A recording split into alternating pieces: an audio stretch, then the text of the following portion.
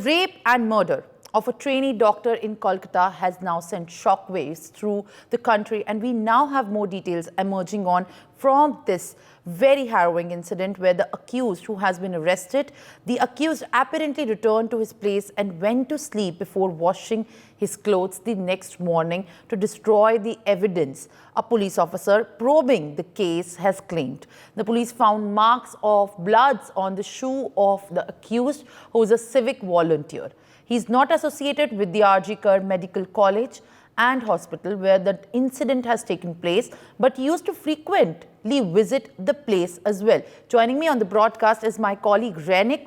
Rainik, what we can understand from the grim details that have exposed the kind of manner in which the rape and murder of a young doctor and a young intern doctor that has taken place, in fact, is very unfortunate and shocking. What we have been seeing over the past few days is a huge stir by the protesters as well and doctors who have been demanding for the security and safety. But as far as we talk about the probe, what is the latest that we are tracking at the point when we talk about the police's side of the kind of manner in which the accused had undertaken this crime?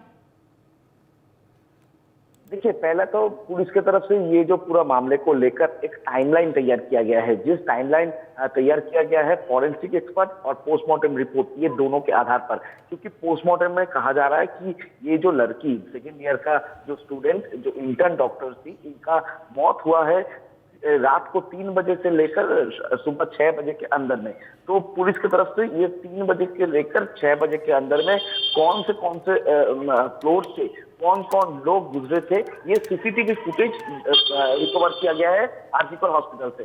उस CCTV footage में दिखा गया कि 4th floor, यानी जिस floor में ये seminar hall है, जिस सेमिनार हॉल में ये लड़की सो रही थी, उसी जगह में रात को 4 बजे के आसपास ये संजय राय का मूवमेंट नोटिस किया गया। उसी के आधार पर पुलिस की तरफ से जब उनको पूछताछ किया गया, पुलिस की तरफ से जो सोर्स इंफॉर्मेशन मिल रहा है, उसी टाइम में संजय राय की तरफ से कुछ टाइमलाइन दिया गया, कुछ टाइम फ्रेम दिया गया, जिसमें कहा जा रहा है कि रात को 12 बजे से लेकर सुबह 4 बजे तक संजय राय आर.जी. कर मेडिकल कॉलेज हॉस्पिटल के पीछे एक जगह में दारू पी रहा था और उस दारू पीने के बाद उनको याद आया कि उनको हॉस्पिटल में जाना पड़ेगा और हॉस्पिटल में वो जाके 4th फ्लोर में एंटर किया। 4th फ्लोर में एंटर करने के लिए वो जो मेन एंट्री गेट छोड़कर इमरजेंसी जो गेट है, वो इमरजेंसी गेट का वो इस्तेमाल किया। उसके बाद ही पैदल वो 4th फ्लोर में चला गया। 4th फ्लोर में जाने के बाद सेमिनार हॉल की तरफ उनको जाने का तस्वीर पुलिस के हाथ लगा है। सेमिनार हॉल में वो पहुंचता है 4:10 पर।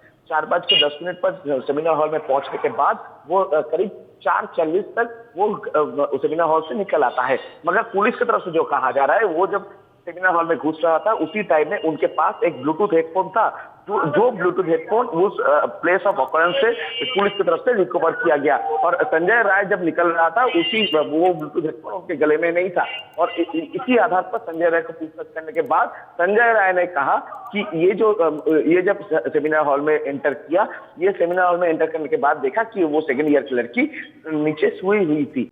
For more such videos, subscribe to the NewsX YouTube channel, hit the bell icon.